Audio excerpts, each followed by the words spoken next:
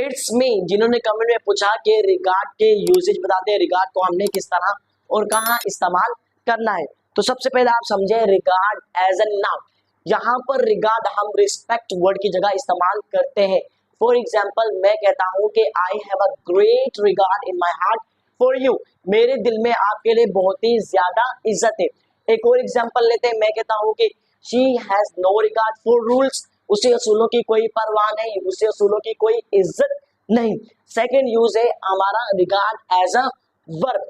अब यहाँ पर रिगार्ड आप कंसीडर की जगह इस्तेमाल कर सकते हैं, यानी कि समझना, ख्याल करना, सोचना। मैं कहता हूँ कि I regard him as a brother, मैं उसे भाइयों की तरह या मैं उसे भाई समझता हूँ।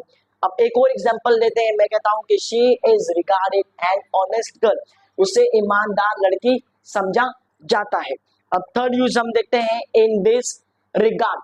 इन दिस रिगार्ड इसका मतलब होता है इस सिलसिले में या इस बारे में। मैं कहता हूं कि इस सिलसिले में आप क्या कहते हो, in this regard what do you से। इसके बाद है हमारा इन रिगार्ड्स ऑफ।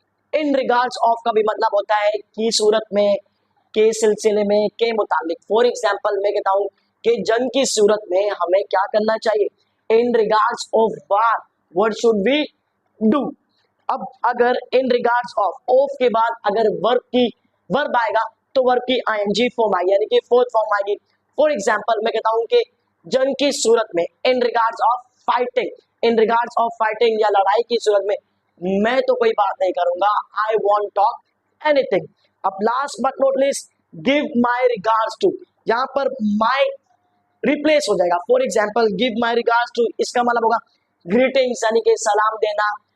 मैं कहता हूँ give my regards to your parents, अपने वालिदैन को मेरा सलाम कहना।